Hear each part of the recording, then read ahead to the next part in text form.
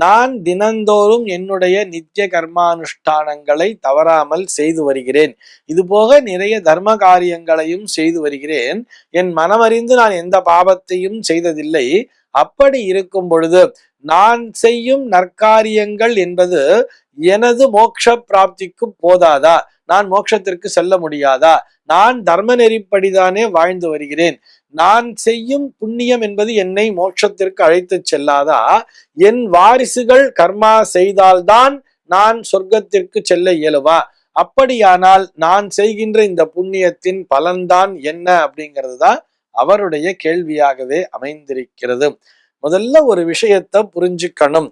அதாவது சொர்க்கலோக பிராப்தி அப்படின்னு வர்றதுன்னு சொன்னா, இங்க நம்ம எல்லாருக்குமே பெரியவர்கள் எல்லாருமே சொல்லியிருப்பா தெரியுமா, நீ நிறைய சத்காரியங்கள் எல்லாம் பண்ணணும், நல்ல விஷயத்தை தான் பண்ணணும், யாருடைய மனம் கோரும்படியும் நடந்து கொள்ளக்கூடாது, நம்ம எல்லாமே புண்ணியமா தான் பண்ணி இருக்கணும், அப்பத்தான் நம்ம சொர்க்கலோகத்துக்கு போக முடியும்னு சொல்லியிருக்கா இல்லையா?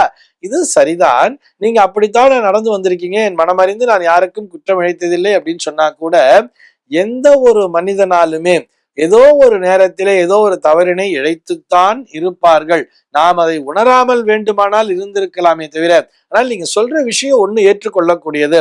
நான் மனதறிந்து எந்த பாவமும் செய்யவில்லை அப்படின்னு சொல்லிட்டீங்க. ஆனா அறியாமல் செய்த பாவங்கள் என்பது நிறைய இருக்கும் தானே. அதற்குரிய தண்டனைகளையும் நாம் அனுபவித்துத்தானே ஆக வேண்டும். நடந்து போகும்பொழுதோ இல்ல தெரியாம ஒரு வண்டியில போகும்பொழுதோ ஏதோ ஒரு உயிரினத்தின் மேல் நாம் ஏத்திட்டோம்னா கூட அது கூட பாவ செயல் தானே. இது தெரியாமல் நடந்த விஷயமாக இருந்தால் கூட அதற்குரிய ஒரு கர்மா, அந்த அந்த பலனையும் நாம் அனுபவித்துத்தான் ஆக வேண்டும். அது ஒரு பக்கம் இருக்கட்டும். நீங்கள் செய்கின்ற அந்த நற்காரியங்களாகட்டும், உங்களுடைய நித்திய கர்மானுஷ்டங்களாகட்டும், நீங்கள் தவறாமல் செய்து வருவதால் உங்களுக்கு என்ன நடக்கிறது அப்படின்னு சொல்லி பார்த்தோம்னா, சொர்க்கத்திற்கு போவதற்கான தகுதி என்பது கிடைத்து விடுகிறது. சொர்க்கத்திற்கு போவதற்கான தகுதி இருந்தா மட்டும் போதுமா? நமக்கு எலிஜிபிலிட்டிங்கிறது வந்துடுறது.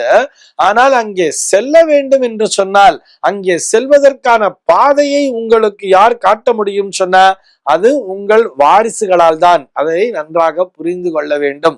நான் எந்த கர்மாவுமே பண்ணலையேன்னு சொன்னா, நீங்கள் செய்த கர்ம வினையின் பயன்தான் உங்களுடைய வாரிசுகள் என்பதை புரிந்து கொள்ள வேண்டும். அது நல்லதா இருந்தாலும் சரி அல்லது கெட்டதாக இருந்தாலும் சரி, எது செய்திருந்தாலும் உங்களுடைய கர்ம வினையின் பயனாகத்தான் நீங்கள் பிள்ளைகளை பெற்றிருக்கிறீர்கள். எப்போ கல்யாணம் பண்ணிட்டு ஒரு கிரகஸ்தனாகி நம்ம ஒரு குடும்பஸ்தனாகி குழந்தைகளை பெத்துட்டோமோ அப்பவே நமக்கு கர்ம பயன் அப்படிங்கிறது, அந்த கர்ம பலன்கிறது சேர்ந்துடுறது. உங்களுக்கான வழியை உங்களுடைய வாரிசுகளால் தான் காட்ட முடியும்.